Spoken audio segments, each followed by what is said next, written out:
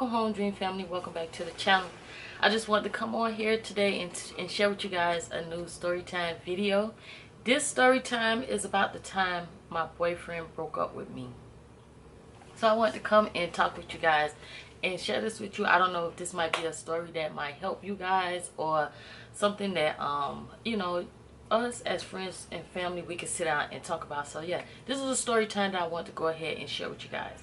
And during the time of the breakup, all the things that he talked to me about, he said that if I asked anybody, that they will all feel the same way. So I wanted to come on and share this story time with you guys. Alright, so let's go ahead and get into this story time video. So I had spoken to him prior, and I don't know, but the conversation wound up going and taking a turn for the worse. I don't know how it got to that point, but it did. So anyway, I went home and I decided to sit down and think about a lot of things, because we had been talking, and a lot of times the conversation, for some reason, it would take a left turn a lot of times. And it's like we had a great relationship, everything was fine, but it seems like it was still something. So, but anyway, this was one of those conversations that derailed and took a turn for the worse. So I was fed up at this point, and he was too. So I had went home and I was like thinking about it, and I'm like, okay, how can you make this situation different? Because you guys have a great relationship. You guys are perfect together. So it's like, but what is the issue, you know, with the little things? You know, and a lot of times people be focused on the big things and not the smaller things. That these smaller things can ultimately ruin a relationship. So I decided when I went home that day that things have to change. Things definitely have to change. Had thought about it all night long or whatever, and when I got off from work and went home that day, I took my energy shots, my B12. I had bought me a protein shake, went to the grocery store, bought all the things that I needed to work out on my diet. So I had took all of these things. So then I was going to work out. I was ironing up my uniform, just doing all the little things that I needed to do. So all of a sudden I received this text message, and the text message said he decided to break up with me. Listen, I know a lot of you guys will probably be upset and say, why did this person text message me? I didn't get upset because he text messaged me this, because I perfectly understood right off the bat why he did it in a text message. So we're just gonna leave that part alone and just skip forward. Me knowing him and him knowing me, I understood why he did the text message. Nevertheless, that didn't change the fact that I was upset at this point. So I tried to text him back. No answer. I repeatedly tried to text him back. No answer. So the fact that he already expressed in the text message that he was very upset, I did not want to call. And I was trying to respect that, you know, but I did wind up calling nevertheless. It's like me feeling like I know how men think, and I'm pretty good at how men think in relationships and how people and understanding people. But at the end of the day, I'm still a female, and my emotions kicked in. And I don't know if you guys understand that with females, it's like your emotions, you really feel like you have no control over. No matter how much I know that you have to always be in control, the strongest woman, and I feel like I am very strong, stronger than a typical woman when it comes to like dealing with relationships. But still, at the end of the day, I was a female. And it's like, the funny thing is, whenever, and this is a fun fact about me, whenever things get too big for me to deal with, I always go to sleep. I always try to go to sleep and deal with it with a fresh mind. And I didn't realize at that moment, like, why I couldn't go to sleep. Because I tried to go to sleep. But at this point, I'm telling y'all now what happened, but I still didn't understand why I couldn't go to sleep. I would understood how energy drinks and B12s work. I used to always tell him, like, they don't work for me. Or people say, take it, you know. And I always said they don't work for me. I'm thinking it was supposed to make you feel like Superwoman. Make you feel like I just can't sit down. I'm going to just keep moving. I'm going to keep running. I'm going to keep going. I'm going to keep lifting. I'm going to put, you know. That's how I thought B12s and energy drinks and 5 energy second shots or whatever you want to call it. I thought that is how they were supposed to work. But I found out today exactly how they work. But not this time. You're going to deal with this pain head on. And that's exactly what happened. I could not go to sleep. I tossed and I turned and I laid there. I tossed, I turned, I laid down, looking at the ceiling, just thinking about it, thinking about it, thinking about it, until my emotions manifested and got the best of me. Yeah, pretty much. I looked at my clock, my watch, I said, oh, it's almost time for Buddy to get off from work. I think you should get up, get dressed, and get on over there. And that's exactly what I did. I got up and I got dressed to go straight to his house. And all that I knew as a woman that understand relationship and men very well, all that I knew flew out the window of that car like a cigarette, because all I knew is my female's emotion just took and grabbed a hold of me and put me in the chokehold. And matter of fact, instead of me stopping, thinking, and not going, baby girl put her foot to the pedal and just drew just that much faster to get over there. Yeah. That's pretty much what I did. So I went over to his house and I waited for him to get there. And it's like my whole time driving, it's like I know that this is not a good idea.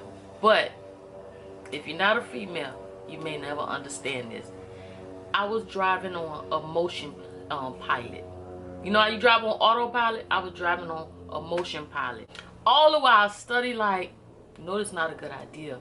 This is not how you want to deal with things.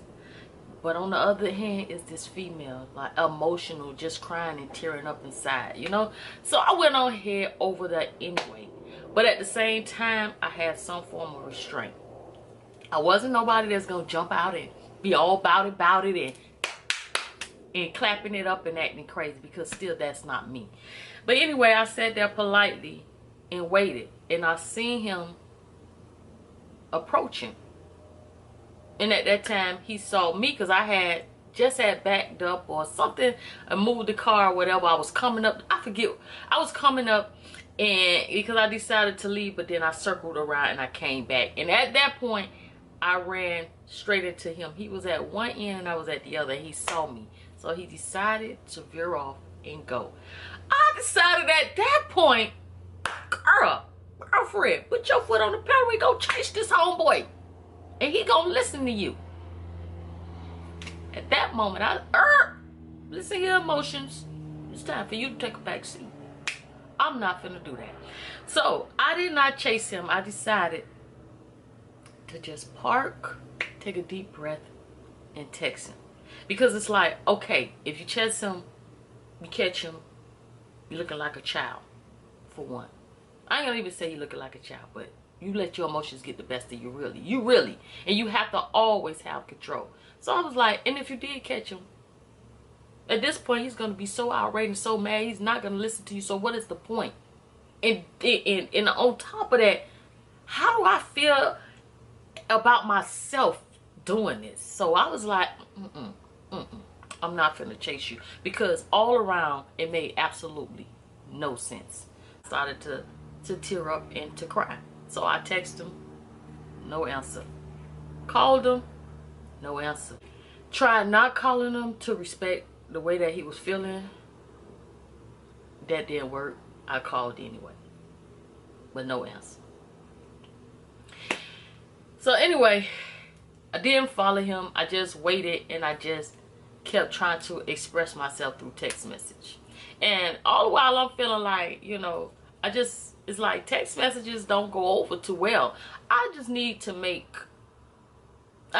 talk to him. So I kept texting him and texting him and trying to express to him how I understand how he felt at that time over text message, and that at this point, right and wrong, I didn't care. All I cared about was you, is you. So I expressed that through text messages as much as I could. And I was getting frustrated because it's like text messages never ever give you the full effect of how a person feels. But eventually he did wind up answering the text messages. And he talked back and forth with me a little bit with the text messages and stuff like that. And then it's like, I had to come to terms with the fact that the matter is, no matter how much I wanted this, it's not just about me, it's about me and him. So I'm like, just please, just give me that moment to at least hear you.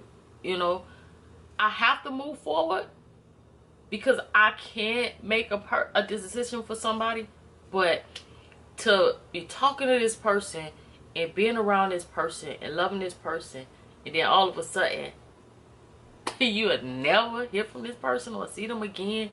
Eventually he called. We stayed on the phone for about an hour and a half, and we talked about everything.